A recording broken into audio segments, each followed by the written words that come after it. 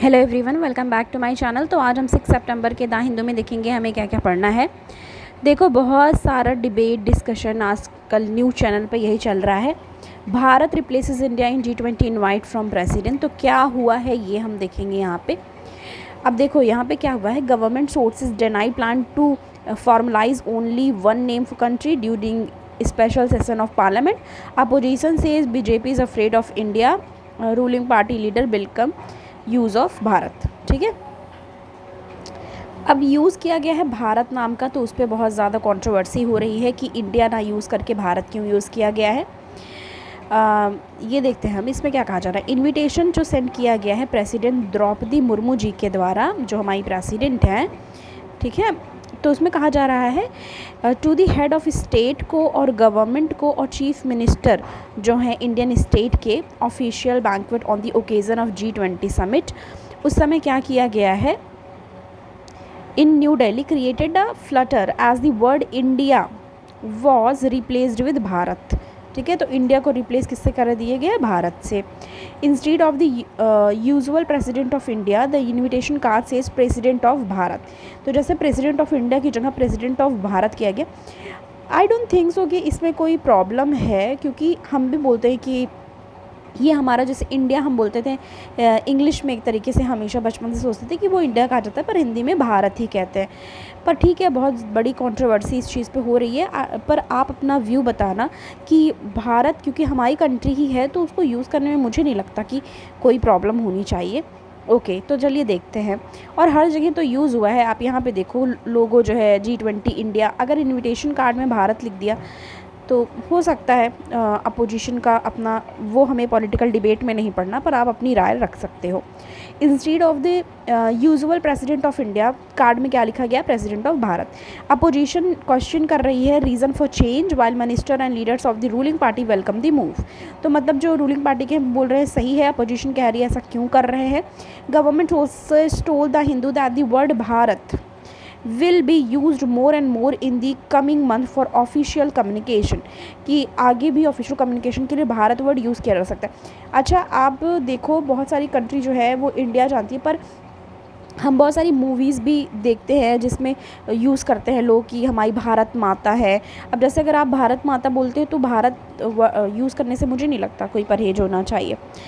तो आप अपनी राय बताना। बीजेपी नेशनल सेक्रेटरी, सब ये सब हमें नहीं देखना है कि पॉलिटिकल स्पोक पर्सन ने क्या कहा क्या नहीं, हमें उससे नहीं मतलब है। It is clearly stated in the constitution that India that is Bharat.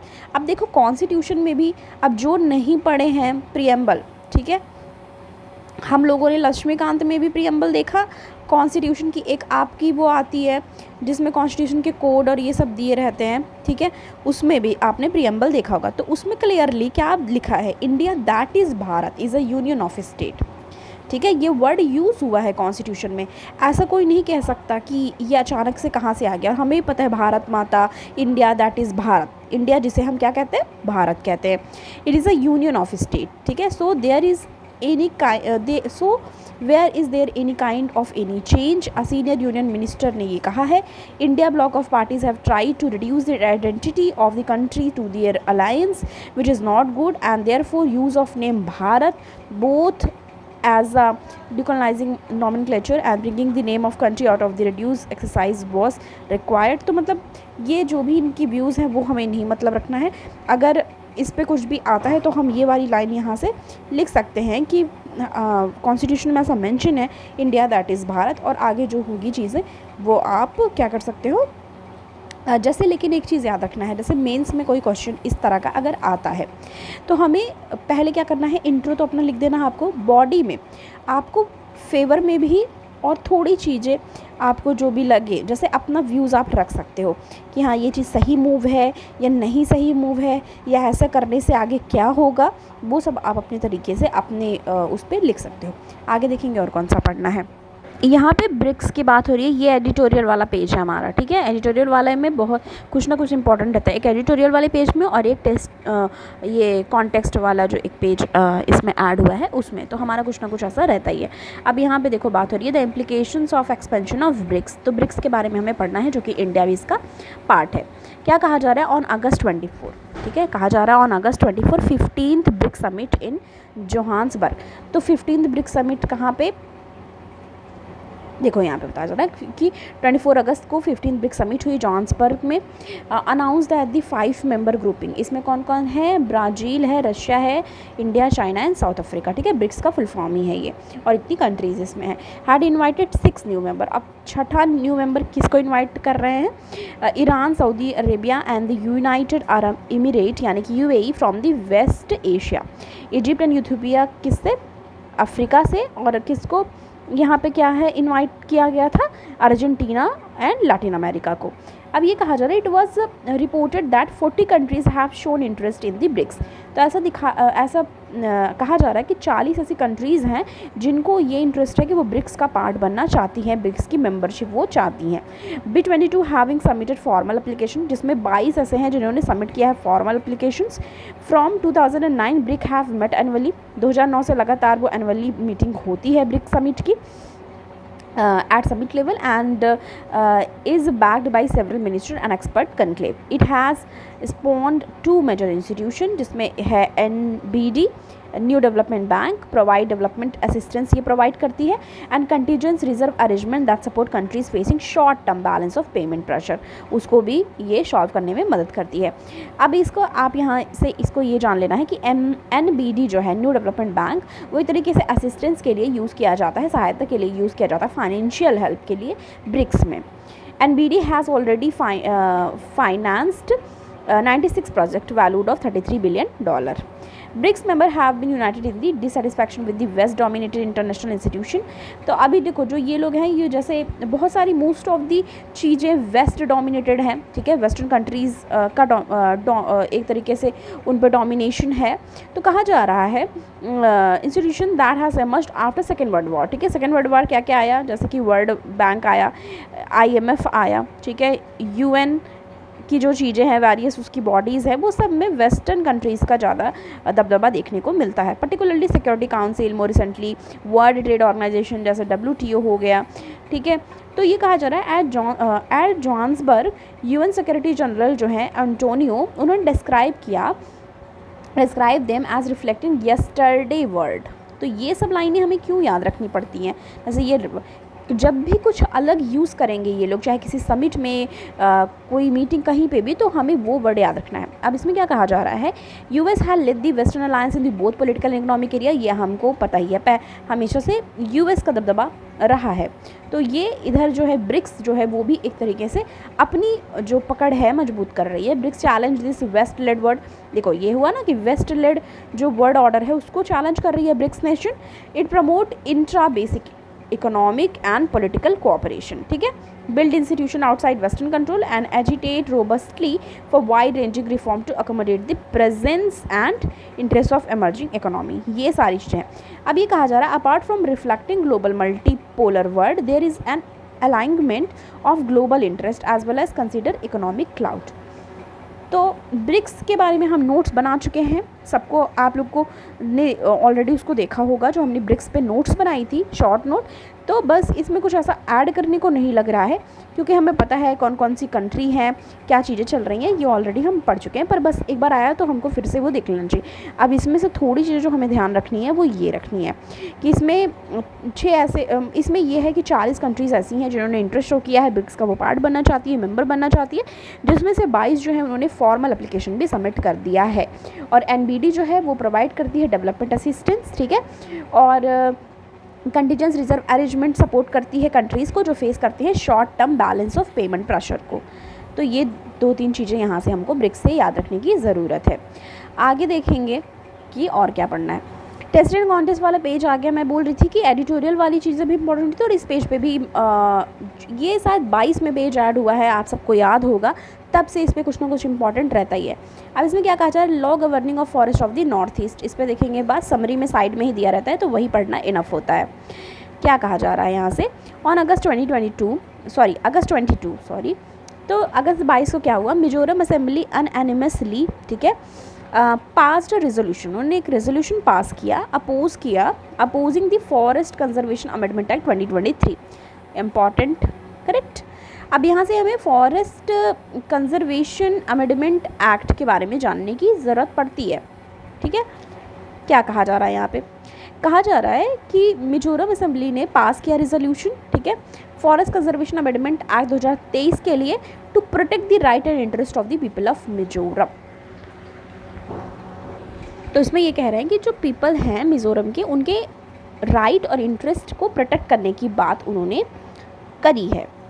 Okay, अब special constitutional protection act such as article 371A for Nagaland, 371G Mizoram के लिए है। इसमें क्या कहा जा रहा है, prohibit the application of any law enacted by Parliament and impinge on the Naga and Mizo customary law and procedure and ownership and transfer of land its resource। तो मतलब देखो, ये कहा जा रहा है कि कुछ एरिया हैं जो ट्राइबल एरिया हैं, वहाँ पे चीज़ों को एक तरीके से प्रोटेक्शन दी गई है, उसकी बात इस जो न्यूज़ है इस न्यूज़ आर्टिकल में कही जा रही है। क्या कहा जा रहा है, 1996 में क्या हुआ, सुप्रीम कोर्ट ने क्या किया, देखो इन 1996 the supreme court expanded the term forest land, तो उन्होंने जो टर्म है उसको एक्सपेंड किया, जो है forest land, in forest conservation act in Godavarman case में, इम्पॉर्टेंट। अब देखो कैसे क्वेश्चन आता है, ये तो आप सबने PYQ से और जो पहले से तैयारी कर रहे हैं अब वो ट्रेंड समझ गए होंगे कि हमने सारी चीज़ें पढ़ी, करेक्ट, सब पढ़ लिया हमने।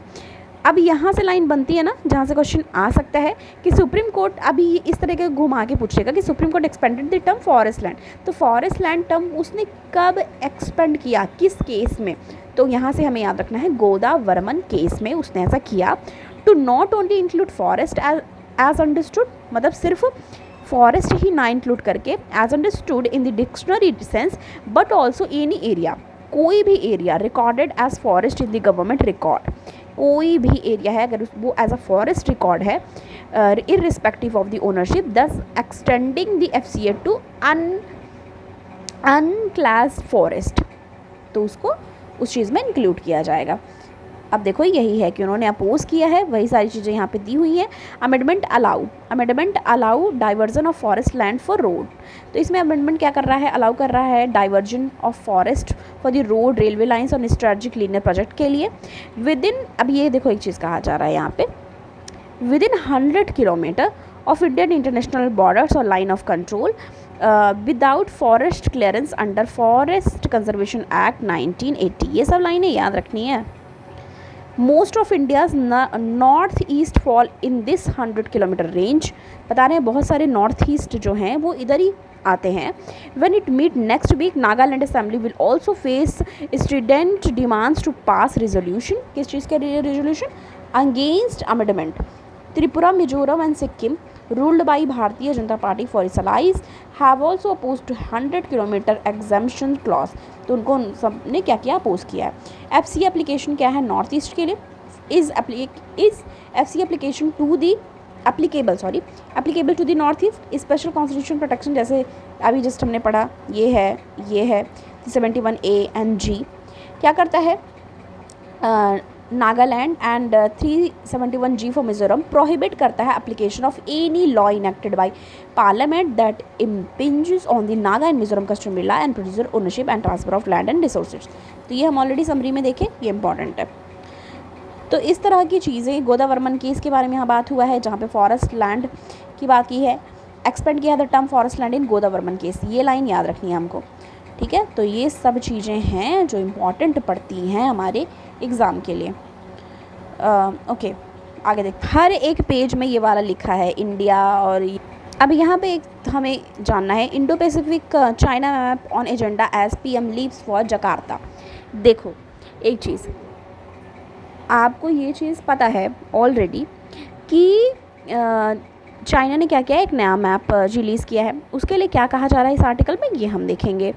इसमें कहा जा रहा है future cooperation on the Indo Pacific trade issues, the situation in Myanmar and recent controversy, जो रीसेंट कंट्रोवर्सी हुई है चाइना मैप को लेकर, are likely to be on the agenda, ठीक है। Prime minister Narendra Modi leave on Wednesday for a 2-day visit to Jakarta, ठीक है। Attend करेंगे annual Asian India summit and East Asian summit hosted by Indonesian president Joko, important, ठीक है। Visit as seen as diplomatic gesture to Indonesia as PM Modi was originally reluctant to travel just before G20 summit. ये सारी चीज़ें यहाँ पे होने वाली हैं during Asia India summit first since two sides upgraded their relationship in comprehensive strategic partnership in 2022. Modi will begin day on Thursday with Asian India Summit with leader to 10 Southeast Asian countries, which उसमें कौन कौन से होंगे? 10 में Vietnam, Philippines, Indonesia, Malaysia, Brunei, and all have issued statement conveying concern over China depicting their territory in the standard map 2023. तो देखो सिर्फ India का ही नहीं कंसर्न है, वियतनाम, फिलीपींस और इंडोनेशिया और मलेशिया एंड ब्रुनई, वो लोग भी एक तरीके से इशू किया उन्होंने स्टेटमेंट, जिसमें जो चाइना ने अपना दिखाया है टेरिटरीज़ स्टैंडर्ड मैप 2023 में इशू किया था लास्ट वीक उसने, तो उसके खिलाफ वो लोग भी हैं। He will then attend East India summit, वो उसके बाद ईस्ट इंडिया समिट मतलब क्या क्या वो करने वाले हैं ये है। He will return to Delhi same day, attend arrival for G20 many of home. तो मतलब ये सारी चीज़ें करने के बाद अभी G20 में हमारा होने वाला है, तो आपको पता है अब ये कंट्रोवर्सी यहाँ पे चल रहा है। अच्छा, एक चीज़ आपकी इस पे क्या व्यू है? हमारे यहाँ कुछ हो रहा है जैसे इंडिया में, पता है वर्ल्ड में बहुत सारी कंट्रीज़ हैं, आपको अपना एक इमेज अच्छी रखनी पड़ती है। जब भी यहाँ पे कुछ होने लगता है, जब भी कोई समिट होती है या कुछ भी होता है, तो जितनी भी पॉलिटिकल पार्टीज़ हैं वो देश के बारे में ना सोच के, वो अपनी देश के इमेज के बारे में ना सोच करके अपने पॉलिटिकल एजेंडा के बीच में वो लोग फंसे हुए रहते हैं। आप देखो अभी कुछ भी हुआ है तो उस पर क्या कर रहे हैं, बहुत सारे मुद्दे कर रहे हैं, प्रदर्शन कर रहे हैं, ये सब कर रहे हैं, और दिल्ली में क्या कुछ नहीं कर रहे हैं। तो इससे इमेज तो इंडिया की ही एक्सपॉइल होगी, ठीक है। ये अभी तो बात बीजेपी, आम आदमी पार्टी, सपा और इनकी नहीं हो रही है, अभी इंडिया की हो रही है, पर ये उनकी व्यू है, इस पे हम क्या कह सकते हैं। पर एक तरीके से इंडिया को आगे बढ़ाने के लिए, वर्ल्ड लेवल पे सुपर पावर बनने के लिए या कुछ भी करने के लिए, तो हमें अपनी इमेज भी एक तरीके से बहुत ही अच्छी रखनी पड़ती है। पर वो अभी हम क्या बोल सकते हैं उनको। नेक्स्ट देखते हैं, ये हम ऑलरेडी कर चुके हैं। शी जिनपिंग जो है वो स्किप करेंगे, G20 नहीं आ रहे हैं वो, ठीक है।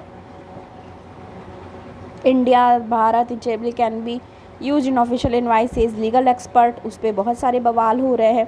और इसी टाइम पे ये होना था, G20 समिट होने वाली है, बहुत सारे वर्ल्ड लीडर यहाँ पे आने वाले हैं, तो ये सारी चीज़ें दिल्ली में चल रही हैं। In second action of instruct Aditya L1 enter new orbit, तो आदित्य L1 न्यू ऑर्बिट में अपने एंटर कर चुकी है। अभी आदित्य L1 की सारी चीज़ें हो रही हैं, फिर लास्ट में जब आदित्य L1 का देखते हैं सब कुछ हो जाता है। हमारी नोट्स बननी है चंद्रयान 3 पे भी और आदित्य L1 पे भी, बना के सेपरेट नोट में प्रोवाइड करूँगी। Centre sign MOU with Adobe to train children in classroom, तो चिल्ड्रन को ट्रेन करने के लिए क्लासरूम में इन्होंने क्या किया है, मेमोरेंडम ऑफ अंडरस्टैंडिंग यानी MOU साइन किया है।